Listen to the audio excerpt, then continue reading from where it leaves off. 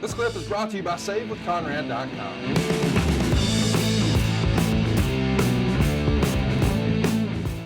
Hey, it's Conrad Thompson, and you're listening to Grilling JR with the voice of wrestling, Mr. Jim Ross. Jim, how are you, man? I'm good, Conrad. A little feisty this morning. It's early, really early, folks. You wouldn't believe how early it is for my fat ass. But nonetheless, we're going to have fun today, I can promise you. Talking about Super Brawl 1. Not one of my favorite events, but it should have been. We'll tell you why here as we progress here today. And a lot of good stuff going on, Conrad. Man, at the our little show in the after hours category is killing it. Oh, yeah, absolutely. You're talking about the roundtable thing we filmed in Jacksonville with you and Eric and Tony. It's over at adfreeshows.com right now. And I've seen a lot of comments that say it's the funniest and best content we've put out yet. So you were right, Jim. I enjoyed the hell out of it. You know, I just like I told you before, I said, well, if we do anything funny, a lot of social media people are going to attribute it to everybody drinking and not the fact that some of us, you know, those guys, including yourself, have a little talent. But I thought it's going to be it, right? I mean, you know, you can't be the talent that caused it to be entertaining. It's got to be the drinking, which is stupid, really stupid. But it makes a good story, and but I had more fun doing that project than I think anything that we've done. I just loved it. I had a blast. So, folks, if you haven't seen it, it's really worth your time, and I think you'll laugh your ass off as we did, and probably learn a few things. Sure. Everybody was very open and honest, and we didn't have any agendas, and nobody was trying to quote unquote get themselves over, other than get this show over, make it entertaining for you guys. And I think we succeeded. Yes, we did. Go check it out if you haven't already. It's called After Hours. It's available at adfreeshows.com. I guess we should talk about too. You guys tried something new last night on AEW, a little blood and guts action. What'd you think of the experiment, Jim? I thought it was good. You know, I thought it was good. You know, you can always do something better, but I thought it was a nice creative outing. And you know, you get that many guys in the ring, it's always a crapshoot. No matter how good they are, no matter how talented they are, there's 10 agendas. And whether we want to admit that or not, there's 10 agendas when you have a 10-man tag. Everybody wants to get something in, and the matches should be laid out to where everybody gets a slice of the pie or an extra little dabbing of sauce on their ribs, so to speak.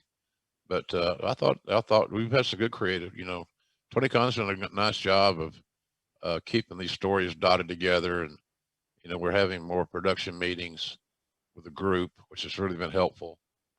So, you know, we're like any other young company. You know, we're still growing and learning and trying to get better, bottom line. So I thought our last several weeks of creative has been pretty damn good. And I'm glad the ratings are doing well. We appreciate support there. And I'm glad we're off there, that there's no more quote unquote Wednesday night wars, which is Right. that was just a cop out for the Monday night wars. It wasn't nearly that extreme in my view, but you know, hey, if you want to believe that, and it helps you motivate you as a fan, adds more enjoyment to your game plan, then hell, have at it. Make that your agenda. But it was never that way. It wasn't that way for me on the Monday night wars. Right. You're only as good, Conrad, as your last rating. And when that show airs, and the next day you get your rating, you can either celebrate or bemoan it for a few hours, because you got to turn right around and do another show. When you get those ratings, you're inside a week of doing another event that's measured, monitored by the minute, and quarter hour, and all that good stuff. So things have been pretty good, I think, in our world. And I know people are excited about any act touring. You know, I don't know when we're going back on the road, but I got a sense it's going to be, you know, sooner than later. I don't know what that exactly means. Right. So I don't have an answer. I know a lot of people thought, you know, we talked about it here, and, you know, made it like it's a big scoop. They got a scoop out of the Grilling JR show. Well, I mean, doesn't it make sense, Conrad, you're a very astute businessman. Does it make sense that an organization such as ours would want to go back on the road and in front of the live audience? Yeah. I mean, come on. Why would that be a mystery? That's what we do. And I think after seeing USC, attending USC 261 here a while back recently, here in Jacksonville, you know, it was 15,000 strong. Difference in night and day, man. The difference, because I went to a USC event there under the quarantine thing, and empty house, so to speak. Difference in night and day. It's like not even being at the same event. So I thought that that was a nice gesture for USC. It was very well managed. The COVID protocol was very visible. Everybody was very much aware of their surroundings in that regard. But, you know, you're never going to make everybody happy in that deal. You know, everybody didn't have a mask on, everybody didn't do this. So, but I know getting into the building was not easy. You had to fill out a little questionnaire and all that stuff. So, and then I wore my mask until the event started. Then I took it off. But, you know, thanks to Tony Khan, we had 2 suites, and a lot of talent got to have some fun. So I thought that was kind of cool.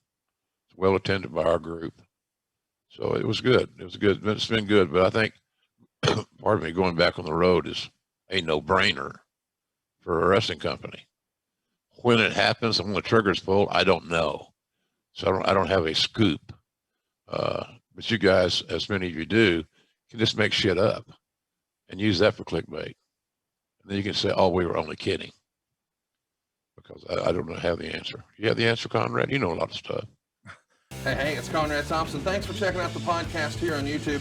Be sure to hit the subscribe button and the notifications bell so you get a notice anytime we upload some new content.